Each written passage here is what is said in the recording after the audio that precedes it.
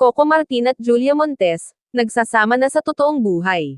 Tila nadulas ang dila ng komedyante at talent manager na si Ogie Diaz nang mabanggit nito na nagsasama na ang nagbabalik tambalan ngayon na sina Coco Martin at Julia Montes.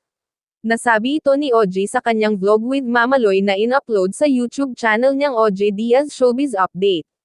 Isa kasi sa naging topics nila ang tungkol sa muling pagtatambal ni na Coco at Julia sa action series na FPJs ang Probinsyano.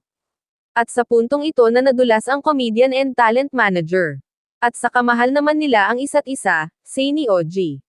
So, kung sa tunay na buhay nagsasama sila dito sa Probinsyano, relaxed na sila sa isa't isa. Maagap namang napatanong si Mama Loy, ha? Nagsasama ba talaga sila? May sinabi ba ako? Balik na tanong ni Ogie. Sabi mo kung nagsasama na sila at magsasama sila dito, tugon ni Mama Loy. Hamon ni Ogie sa kanya, ay rewind mo nga. At nang matapos ngang mapatunayan na sinabi ni Ogie yun. Ayan, di ba? Sinabi mo, natatawang kastigo sa kanya ni Mama Loy. Nadulas lang naman. I-edit mo yan. I-edit mo yan, natatawang sabi ni Ogie sabay hampas sa braso ni Mama Loy. Hindi.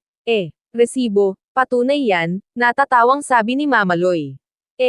Di kung nagsasama man sila hindi na nila mami-miss ang isa't isa kasi magkasama na sila sa lock-in taping, di ba?